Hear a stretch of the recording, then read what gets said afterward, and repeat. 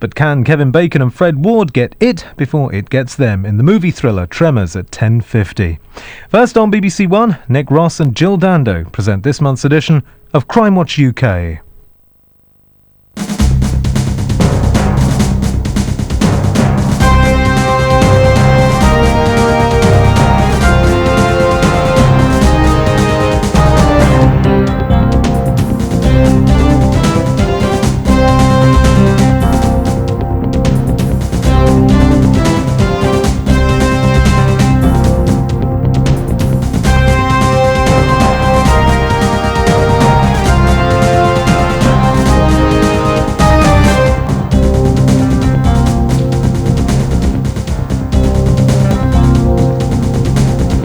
Good evening. Tonight, a crime of special significance in the wake of the Snowdrop campaign and the handgun debate. The murder in Kent of an elderly gun club enthusiast with the theft of his collection of firearms. An outrage that's caused a blaze of publicity in Scotland, the killing of Caroline Glachan, the schoolgirl from Bonhill near Dumbarton. And in Lincolnshire, the hunt for the vagrant seen loitering around a village before the rape and death of grandmother Vera Laver. And, as you can see, Aladdin's Cave. In all the controversy after Dunblane over the control of handguns, Kenneth Speman would have been one of those opposed to any outright ban. He'd held a firearms licence for half a century. He was a prominent member of local pistol and rifle clubs, and even at the age of 84 he was a good shot and an active sportsman. Ironically, he was murdered for his guns on the very night that Parliament was debating firearms curbs. Mr. Speman had been the official solicitor for the town of Ramsgate in Kent, and he lived on his own in the town since his wife had a stroke and was confined to a nursing home. He'd been to visit her the day he died. Now, these are almost identical to the weapons that were stolen. And this is the man who's tracking down his killer, Detective Superintendent Nick Biddis. And Mr. Biddis, to be honest in this case, there is very, very little fee to go on. How can people help? You see the array of guns here this evening. These represent a selection of guns that would have been stolen, exactly the same as were stolen from Ken Speman. Except a great number more than these were taken. 12 were taken, and Ken Speman was killed for those guns. I don't want anybody killed with them. I want them back. And what I'm appealing for tonight is anyone who's got any knowledge either about the murder or possession of these guns. Someone, I believe, has seen someone in possession of these guns, probably after the murder, not even associated with the murder, but knows where they are, and I want them to give us a call. The fact that people haven't gone for replicas but for real weapons does suggest that they're prepared to use them. I believe someone could kill with these guns or seriously injure someone. Now, this visiting card, purportedly from Andrew Morgan, tell me what the significance is of that. This is a solicitor's business card that purports to come from Boys and Morn Solicitors in Margate. That's a real firm of solicitors? They are a real firm of solicitors. They're not involved with this, and obviously they've cooperated with our inquiries, and it's in everybody's interest we try and find the person who had such a card. And Andrew Morgan does not exist. He visited Mr. Speman there before he died. Right, you know the week that? before Ken Speman was killed, he had a visitor who said that he was Andrew Morgan working for Boys and Morn. There was a discussion about him, that is Ken Speman, being a president of a gun club. Clearly that person doesn't exist, and we need to try and find the person, Andrew Morgan, somebody who may have had one of those cards given to them prior to this offence. We'd like that person to come forward as well. So if you know anything about the card, please don't tell us where they're printed. We know that these can be done on automatic machines, all sorts of places, unless you know about this particular card with this name on it. Any way that you can help, if you know anything about these guns, 0500 600 600. There are 40 free call phones here, with detectives waiting now, 0500 600 600. And there are more detectives on the case at an incident room in Kent on 01227 817 028. That's Canterbury, 817 028. Our first reconstruction this month is one of those cases that seems to unite people in grief. Caroline Glachan was the typical girl next door, typical that is for a 14-year-old in Bonhill, just north of Glasgow. That meant on a Saturday night in the summer holidays, sometimes staying out until the early hours. But on the night of Saturday, the 24th of August, something went dreadfully wrong. Cecilia, you're breaking my heart. You're shaking my confidence daily. Oh, Cecilia. Caroline was 14 and she thought she was quite grown up, but she still had a lot of childlike ways. The other side, she was the teenager with the clothes and music and the makeup. Someone's taking my place. Cecilia, you're breaking my... She was an affectionate child. She always kissed and cuddled before she went to bed, before she went out. She never failed. She even did it with her grandparents. Caroline, she was unique. She was unique to me. Victor? Victor? Victor?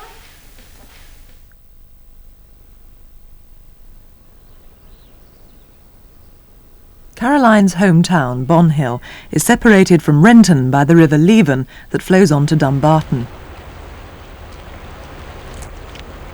On Saturday, August the 24th, Caroline spent the afternoon visiting friends on both sides of the Laver, and shortly after 9 that evening she took her normal route home along the river.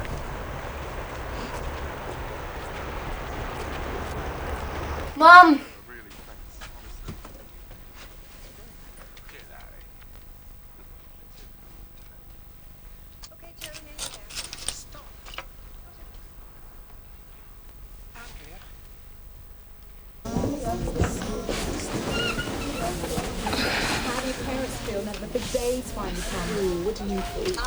Are you wearing my earrings again? I'm just borrowing them, honey. Honey, me. You know you're not allowed to take things without asking. You never wear them anyway. Caroline's mother was going out that evening, heading off with her fiancé to celebrate her 40th birthday. Mind your time. Aye. No, listen to me. You mind your time, lady. I don't want you staying out all night, do you hear me? Aye. Is that my keys? Aye. Right. Have a nice time. Mwah. Enjoy your birthday dinner. Aye. Bye. Bye. Caroline met up with one of her friends, and together they spent the next couple of hours drifting round and meeting pals. At 10 to midnight, they left a friend's flat and started walking once again. Caroline was one of my closest friends.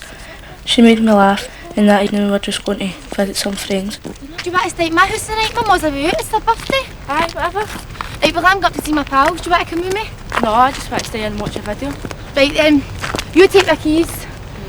I'll just go myself. Hey, guys, come here. Hey, guys, come here.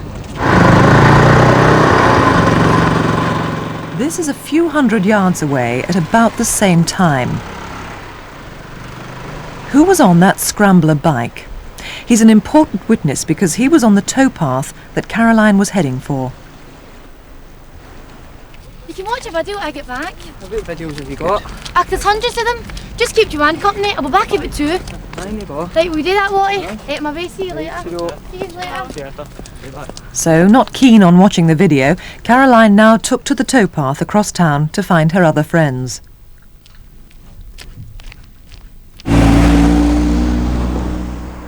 This taxi had just picked up a shift worker from a warehouse beside the river.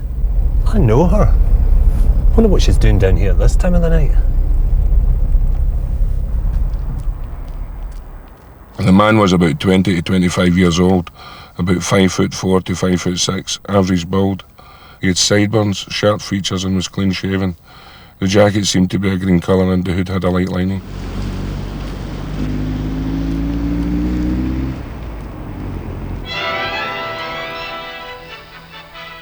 Caroline was due back at 2 o'clock, but I was that tired I just fell asleep before she was due in.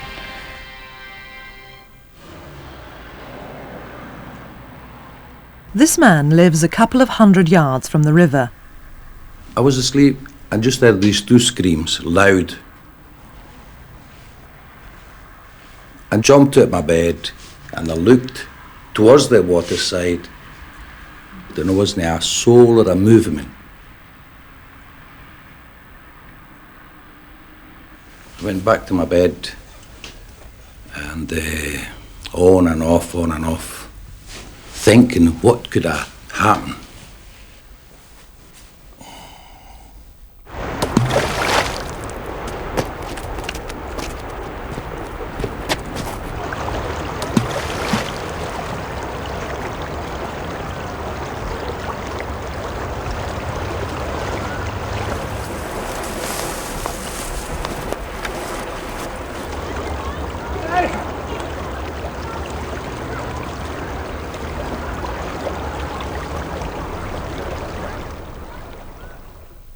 Caroline's body was in the water. She had been violently attacked and by now had been dead for some hours. She was 14.5 years old. Dear Mrs. Glachan, it's very difficult to find the words right now, but I wanted to let you know how deeply sorry I am about Caroline. She was a very special wee girl and we were all very fond of her. She used to visit us regularly and would just sit for a chat.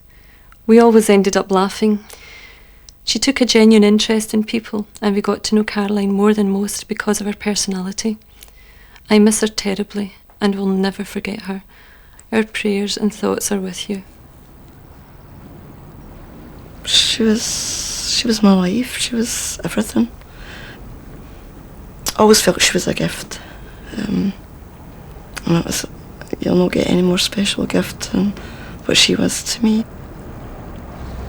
Obviously a very popular and much loved young girl. Jeanette Joyce, you have an artist impression, as we saw on the film, of a man seen following Caroline, but you also have a likeness of someone you'd like to come forward as well, haven't you? Yes, tonight we're releasing an e-fit of a man who we believe regularly walks his dog in Dillyship Park in Old Bourne Hill.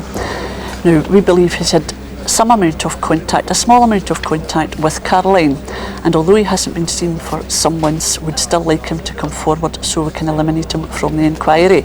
And he's described as 30-35 years of age, stocky built, he is tanned skinned, a ruddy complexion, has dark hair, a dark moustache and wears black clothing and including a black baseball cap. Now, witness is obviously very important at that time of night. The Vale of Leven Academy is quite close to where she was attacked, isn't it? Yes, the Vale of Leven Academy and the grounds of the academy overlook the part of the towpath where Caroline was attacked. Now, about midnight, we know that 2 people left the grounds of the academy. One is a female, and we would ask them to come forward. If they're listening to this programme tonight and recognise themselves, please telephone us now. Could there be many other people on the towpath at that time of night? Well, I believe because the towpath is so dark, Caroline's attacker knew the area and was comfortable there. I would appeal for fishermen who use the towpath, including poachers, to contact us without delay. And I would just send a message to the poachers: I'm not interested in why you were down there, but what you saw and what you heard could be vital to the inquiry. And I would really remind the public in general that we're approaching Christmas and Caroline's mum and dad have lost a much loved daughter, in fact their only child. Jeanette Joyce, thank you very much. We're all with you on that. There is also a substantial reward in this case as well. Here is the number 0500 600 600. There are BBC researchers here along with the detectives. That's 0500 600 600. And there are more investigating officers waiting now in Dumbarton. The number there, if you prefer to call, is 01389 822 000. That's Dumbarton 822 000. And now to a remarkable piece of video. Here's Superintendent David Hatcher. First, a story of bravery and good security systems at a jeweller's in Southall, west of London. For a start, the camera is good. It's well sighted and we've a good view of these 3 young men, all Asian, all about 18 to 20 and ranging from around 6 foot down to 5'6". The tall one with glasses at the front engages one of the shopkeepers. While the staff are distracted, the man in the feeler jumper has just reached over a cabinet at the side and grabbed a tray of rings. The small man stuffs it up his leather jacket and they all seem to think it's quite a hoot. Until, that is, they find the alarm's gone off and the front door has been locked. They dump the tray of rings, eventually wrench the door open, and undeterred, the feeler man comes back for the jewellery, but the outraged owner chases him away. Who are they? Call us if you think you know them, 0500 600 600, or you can call the burglary squad in Southall on 0181 574 1212. That's 0181 574 1212. Now, last month we had a lot of calls and there's been a fair bit of progress, but so far only a single arrest. One woman was recognised by a viewer and has been questioned in connection with some frauds. But we've more rewarding news on cases from earlier programmes. You may recall a reconstruction of attacks at Barry in South Glamorgan. Elderly women in a residential close were visited by an apparently charming young man who then bludgeoned them. A Crimewatch viewer, an off-duty police officer as it happens from Worcestershire, identified the man. The reasons for the offender's savagery remain unclear, but he's been sentenced to 4 terms of life imprisonment. And an arrest, this time unconnected with Crimewatch, but it's a case you may well recall. We first reconstructed it 18 months ago. A man from Bridlington has been charged with the murder of Mrs. Margaret Wilson. She was attacked, apparently for no reason, on a country lane in Humberside, while tractor crews looked on in amazement and horror from a nearby field. We'll be able to say more after the trial. Another robbery in Surrey that resembled a special forces military assault. Now, we rarely use the terms professional on Crimewatch because there's nothing to be admired about hurting or intimidating people. But this raid was rigorously planned and carefully executed. The gang used techniques that we're obviously not showing in our reconstruction because we don't want to provoke copycat offences. This time, people were traumatised, but no one was physically injured. Even so, live ammunition was recovered from the scene. So this is a gang that was plainly prepared to kill. Yeah, it's all right, isn't it? It's a good one. Interested? He wasn't the type of character you'd expect to come and buy a trap, or even be in the skip game. What you asking for it? I've already a £3 offer.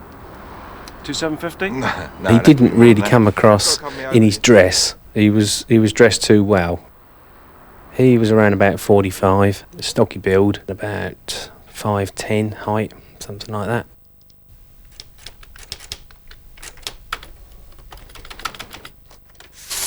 The man was happy to pay cash. When he came into the office, he didn't seem to want to make conversation at all. Yeah, okay, thanks. So he gave me the money and I counted it. The strange thing I noticed was it was all in different denominations, all mixed up in bundles of 100. He gave a false company name and went off with his skip truck. Three weeks later, mid-October, at the Albany Park estate in Frimley, Surrey. I was taking some stuff out of my van and I saw this bloke in front of this building. I was aware that this building was used by security lorries to go in and out of it. And he was taking some photographs and that seemed just a little bit unusual to me. Well, he got into the passenger side of the car and I was surprised to hear the engine start and the car move off. So I assume it must have been a left-hand drive. From Surrey to Middlesex 1 week later.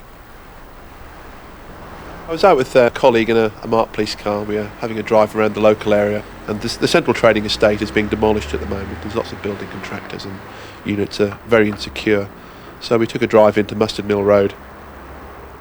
As you're coming on the left-hand side, there are normally lorries parked, and this one in particular was the skip lorry, caught my attention. It's nice and new and shiny, doesn't it? Yeah, it looks freshly painted, doesn't it? It does, yeah. A bit unusual for an A-Reg. Yeah, Tango Golf receiving 184. Can I have a car check, please? It's an unattended vehicle. I did a check. This told me that the colour was different. It came back as being a blue one, when in fact it was yellow and white. Yeah, thank you. It also told me that it had no road tax or an operator's licence. It appeared suspicious. It shouldn't have been there. But was called away, so off we went, and I intend to come back to it.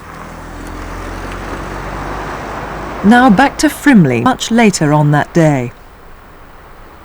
As I left work on the Monday evening, which would have been between about 6 and 6:30 p.m, I noticed as I was walking to my car a skip lorry appear from in front of me.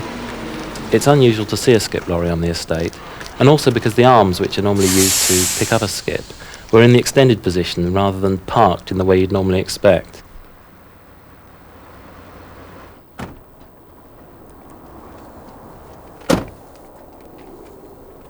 Yeah, there's no tax disc or operator's licence here, John. Very clean, doesn't it? Several times during October, the skip lorry was driven between Staines and Frimley. Have you seen this vehicle on its travels, and would you remember its driver? Thursday, the 31st of October, back in Frimley.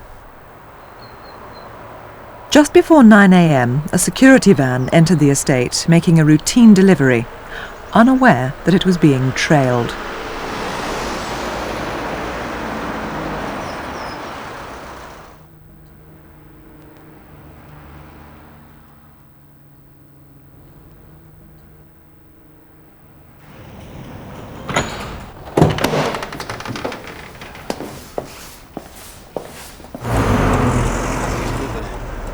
was in a bit of a rush, and there was a blue van parked, not in the bays, but actually on the road, and I found it difficult to get past him because there's a lot of oncoming traffic.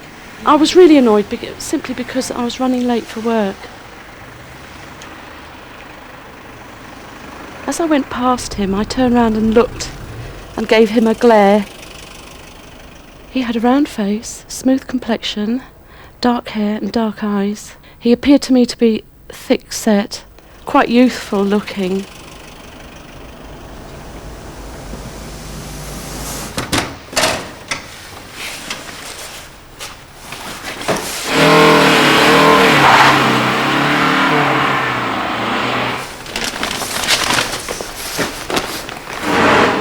For security reasons, we can't now show details of what followed, but the skip lorry was used to block the only entrance to the estate while the rest of the gang got into the building.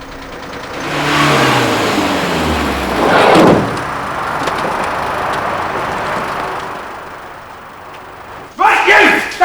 Down!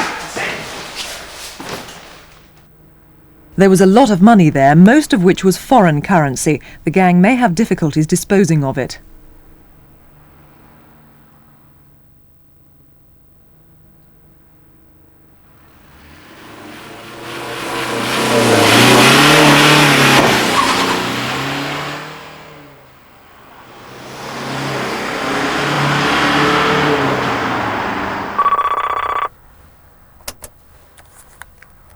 Thank you for calling TNT. How may I help you? Hello, Mike. How are you? Yeah, I should be there soon. Yeah, I've just finished here. I should be along soon. What? Mike, there's something going on here. There's two blokes gone by in the van. Balaclavas on. M330 XWU. Get that down. I'll ring you back later.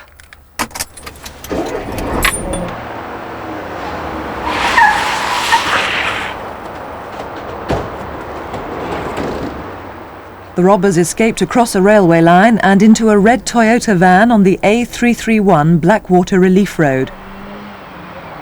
It was later found abandoned on the nearby Farnborough Retail Park.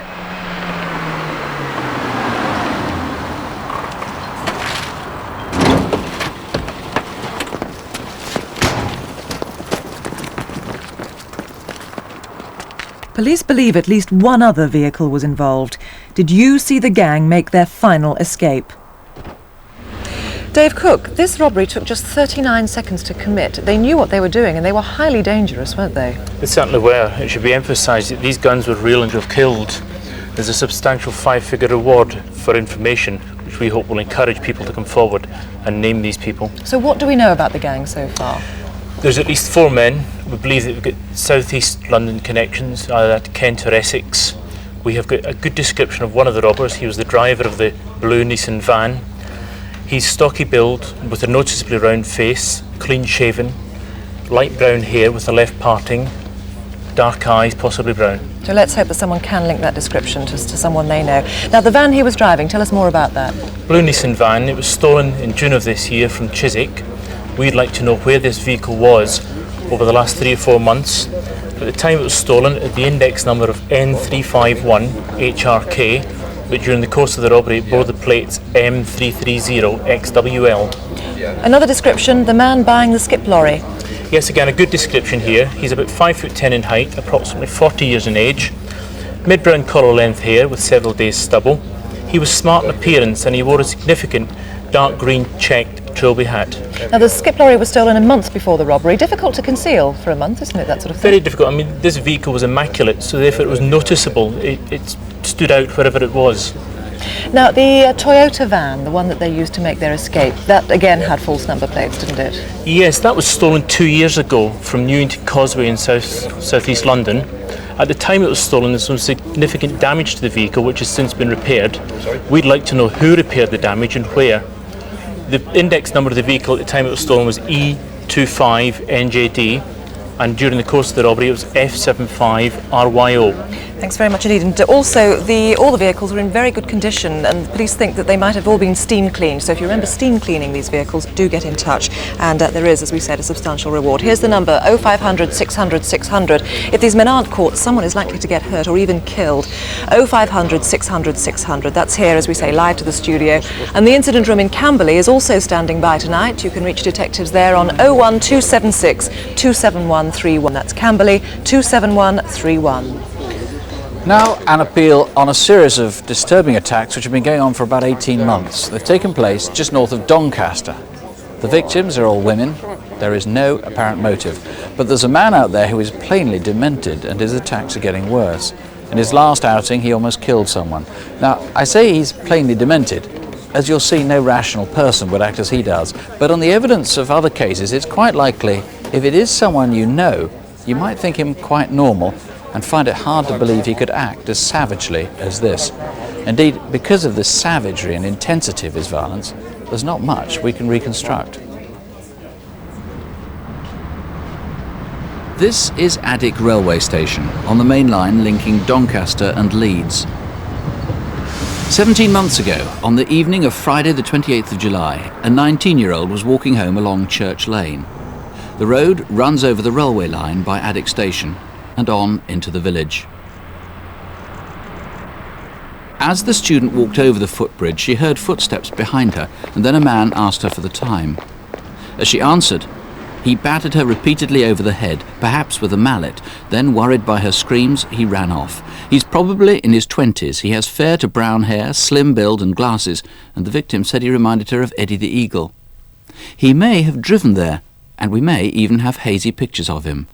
This is Addick Station car park just below the footbridge. Around 9:37 a car arrived and someone walked towards the platform. But who?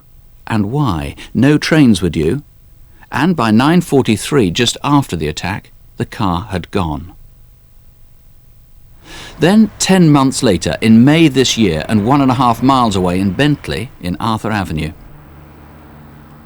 Just after 10 in the evening, a man was seen outside the Jet Cricket Club. Witnesses thought he looked a little bit drunk. About 20 minutes later, a schoolgirl was walking down the avenue towards Arthur Avenue when she caught sight of a man crossing to her side of the road. He was near the Bentley Miners Welfare Club, known locally as Whispers. Moments later, as the girl went across the road, the man asked her for the time. When I first saw my daughter after the attack, I couldn't believe it. It was like something out, nightmare, really. The cuts, the bruises, the blood everywhere. Nobody would believe the shock I felt that day. My first fear was, would she still have her on sight? 40 minutes after the attack, a similar-looking man was seen hanging around in Arthur Street. Then, 3 months later, again in Bentley. I was walking down Arksey Lane. I was on my way to work. It was about 6:30 on Sunday morning. Going towards Soper's Corner, I saw this young man who was turning round and shouted, but nobody was there. I carried on walking and turned left onto the avenue. When I reached the end of the houses, there's an alley, and I saw this same man. Excuse me, have you got time, please? Just on 25 to. As I was struggling to get away, I saw him get a metal bar out of his coat. He hit me at the back of the head and I fell to the floor. He kept pulling me back to him and hitting me. And all I could think was that he was going to kill me. After the first few blows, I couldn't feel him hitting me, but I could hear it. I could hear him crack on my head when he hit me. And I could feel blood running down my face. I knew that I got to stay conscious because I felt that if he knocked me out, if I was unconscious, that he would kill me. My concern is that the level of violence used by this man is escalating. He's progressed from using a blunt instrument to a metal bar. I believe he's a local man. He knows the back alleys of Bentley quite well. The avenue itself is a dead end. It leads to some woods and a disused colliery. So the only reason he can be there is he either lives in the area or is visiting someone there. I think someone is trying to shield him, and I urge them that if they do know who he is, to come forward and let us know before any further serious attacks take place. All the victims got a good look at their attacker. Here are their descriptions. He's in his 20s. He's between 5'8" and 6 foot, but he's slim with a South Yorkshire accent. He has fair to brown hair, though maybe he's dyed it darker at some stage, or perhaps was wearing a dark hat or cap. It's possible another very serious attack was caused by the same man. That took place in Ascot 10 days ago. Incidentally, until he's caught, the best defence against him seems to be to scream and fight him off. But better still, we hope to find out who he is tonight. Here's the number, don't hesitate to call, 0500 600 600, or you can call the Instant Room on another free call number, 0500 400 200. That's 0500 400 200. Now with some more revealing frames from video cameras, here's Superintendent David Hatcher again. Not security video, but some footage from a home movie camera. This man is called Tony, or at least that was his name at a party in October in Plumstead, southeast London.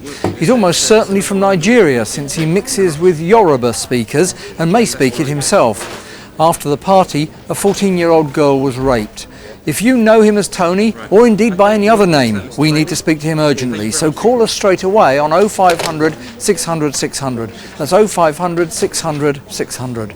Or you can call the local police station on 0181 284 9414. That's 0181 284 9414.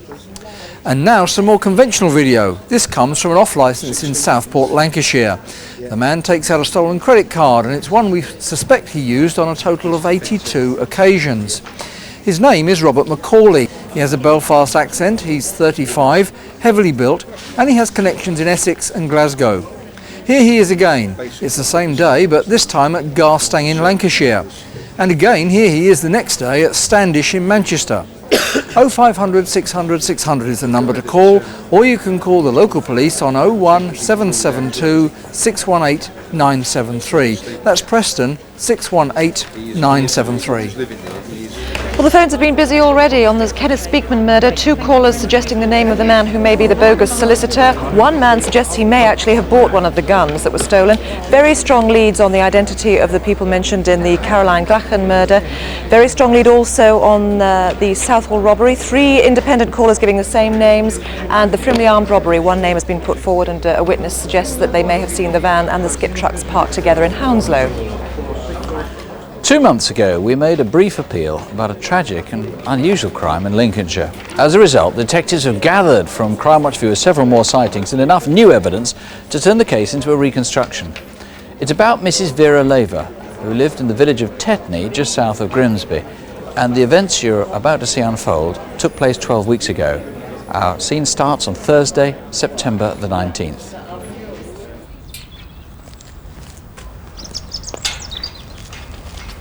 Mum lived in Tetney about 47 years, and most people knew who my mum was. Hi Mum, you okay? I'm fine. On the Thursday morning, I come round because she'd got this letter from the gas board and it was worrying her. Of course not, Mum. She was a very caring person. She had a very generous nature, and she was a lovely mum, and she liked having all the family around her. Well, that's sorted out then.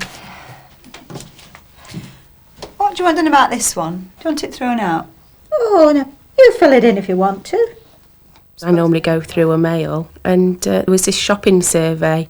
I was going to post it when I left, but I forgot, so it got left on the table.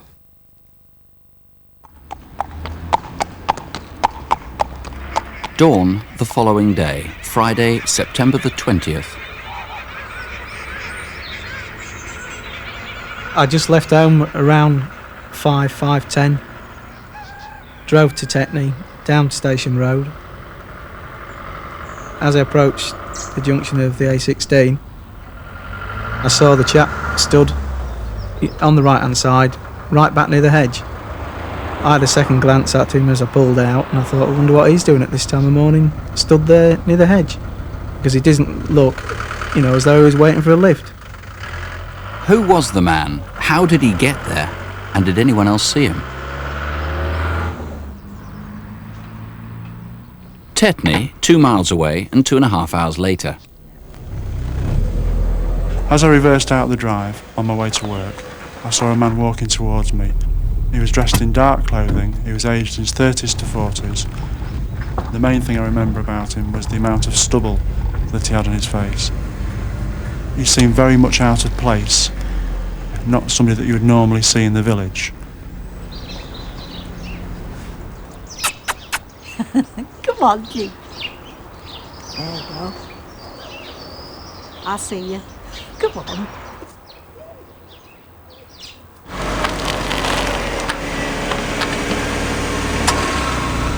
Just around the corner from Vera's house, a neighbour noticed 2 men.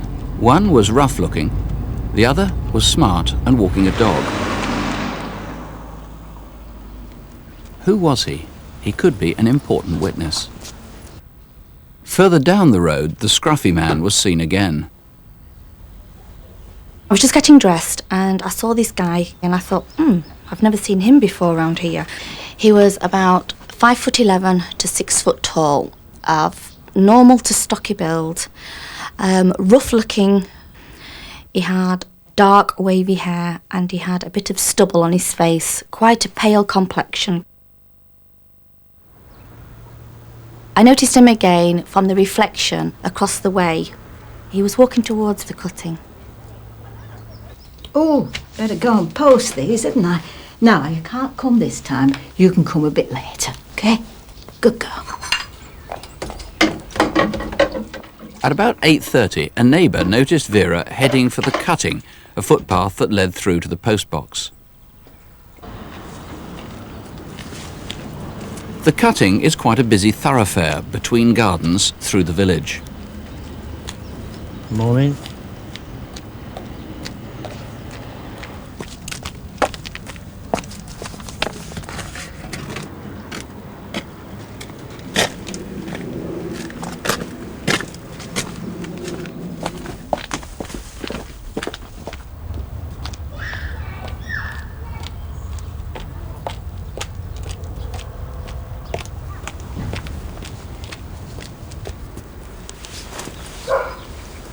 A villager heard moans, but thought no more about it.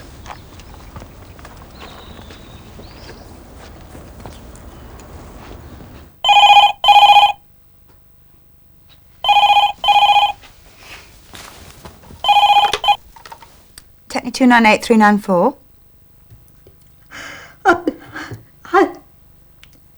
I went to post the letters down the footpath and I was attacked. I couldn't believe it. I felt so sorry for my mum to have to go through something like that at her age. I mean, it'd be bad enough for anybody, but, you know, for somebody of my mum's age, you know, I felt shaky for me mum, you know, as if it had happened to me, so, you know. Hello? We need your help. My mother's been raped. Half an hour later, on the busy A16 from Louth to Grimsby. As I was driving towards Tolbar roundabout, I spotted a man in dark clothing, heavily dressed for the type of morning it was. He had a black woolly hat on. I thought the jumper could have possibly been navy blue, and his jeans possibly black. He was a thick-set man, tall, and his hair was black, turning grey. Did you see him that day? That afternoon, Vera came home from hospital and went to run a bath. Within moments, she suffered a major stroke. To think what she went through in the morning and then to die in the afternoon, you know, we couldn't believe it after all that she'd gone through, and then she died. I mean, we all know she'd still be here now if that hadn't have happened to her in the morning. I always thought she was going to live to be in her 90s. And now it's all been taken away from her. Martin Bontoft, How good a description was Vera Laver able to give you? Yes, she was able to give us a description of her attacker, and that was that he was a white male. He was 30 to 40 years old. He was around 6 feet tall, and she described him of a muscular physique. He had several days' growth of stubble on his face, 3 to 4 days' growth of stubble, and she particularly remembered that he had piercing, menacing eyes. He was wearing a black woolen hat, and he had a top or jumper on that was rough to the touch, and dark trousers or jeans. Now let's take a close-up at that artist's impression, and Right. I should say this is what you describe as a composite. Now, what does that mean, and what are the limitations? Yes, what that means is that is an artist's impression that has been made up from a variety of different witnesses. It is not meant as an exact image of the offender necessarily, or even the person that was seen in that area. It is a rough guide. Do you think he's done this sort of thing before? I think that this man will have committed this type of offence in the past, yes. So there may be women watching who've been frightened by him, have been approached by him, even perhaps raped by him. Absolutely, Who you want to call in? Yes, absolutely. And you've got DNA evidence, so you can eliminate people very quickly. Yes, it's made things much simpler now. If we do get any suspects, we simply need to invite them to give us a sample. We can get a DNA profile from that and compare it with the one we've got. And if you think he's done this before in the past, presumably you're concerned he'll do it again in the future? I'm very concerned and think that he may try it again, yes. Whatever help you think you have, do please call 0500 600 600. It's free, and it could stop a repetition. 0500 600 600, or you could try the incident room direct on 01522 532 222. That's Lincoln 532 222. And now, finally, after an unacceptably long gap, Aladdin's Cave is back on Crimewatch with a treasure trove of recovered property. If you've ever had a burglary, who knows, something here tonight just might be yours. Now, this lot is a small part of the haul from Operation Schwellen, a coordinated campaign by London's Central Crime Squad, but this stuff comes from all around the United Kingdom. And here to take us through it, as ever, is Eric Knowles. Question, do you recognise this man's face? He's oil on canvas. Probably Dutch. It's quite a clever painting. However, should you prefer your paintings to be of a slightly smaller scale, then you won't do much better than these 5 miniatures. In particular, the central portrait is actually inscribed with a gentleman's name and his town of origin. But look at this, this is a lovely little treasure. A little tortoiseshell and silver box, beautifully inlaid with mother of pearl. I love those 2 little squirrels. And it's actually inscribed on the inside with the details of a well-known town. In fact, it's Ipswich, I'll tell you as much as that. Would you like 4 Georgian silver salt cells? Well, come Christmas, I'd love them myself. But there they are, silver gilt in scallop shells. They don't come much better than that. Now, there are no prizes for guessing the origin of this particular clock. It is in fact German, complete with twin sconces and the figure of old Father Time himself. But passing the odd canaletto on the way, let's move to 2 great 19th century heroes. First of all, the Iron Duke himself, the Duke of Wellington. There he is, resplendent upon Copenhagen, his trusty steed. And next to him, Gordon of Khartoum, no less. They're both in bronze, and they're both quite weighty. But when it comes to weight, this lady beats them all. This is Chinese rose quartz, and this is the goddess Kuan Yin. This is seriously heavy, so the police are actually looking for a burglar who's obviously got a hernia as a result. But one thing that burglars do like to go for is silver, and the bigger the better. And this is part of a table silver. It's all inscribed. It's actually got the coat of arms and the gentleman's name, the recipient's name. And it stands on quite a nice Georgian wine cooler, brass bound with swing handles. Alas, the base, as is always the case, is much, much later. And finally, 4 locals. They look as though they've just walked off the set of Me and My Girl.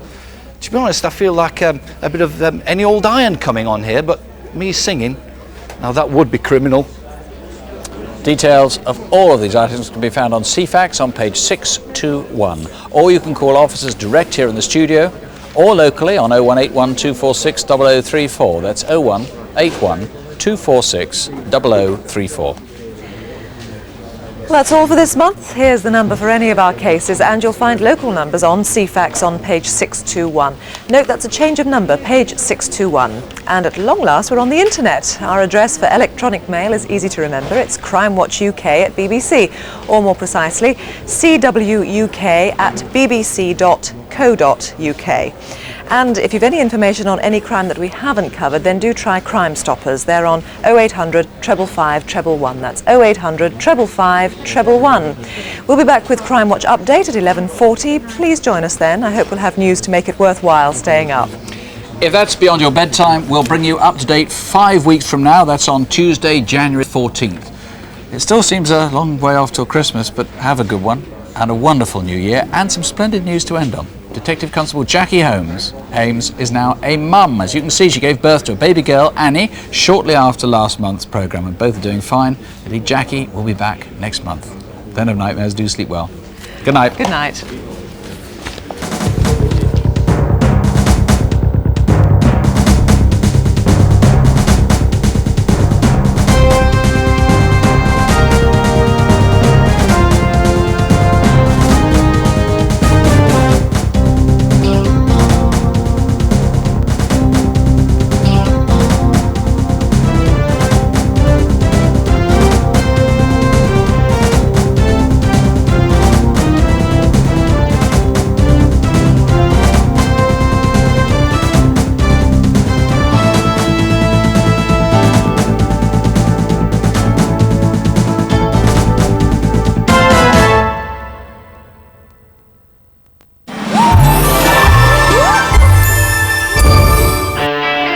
This Christmas, take time to hang out with a few friends.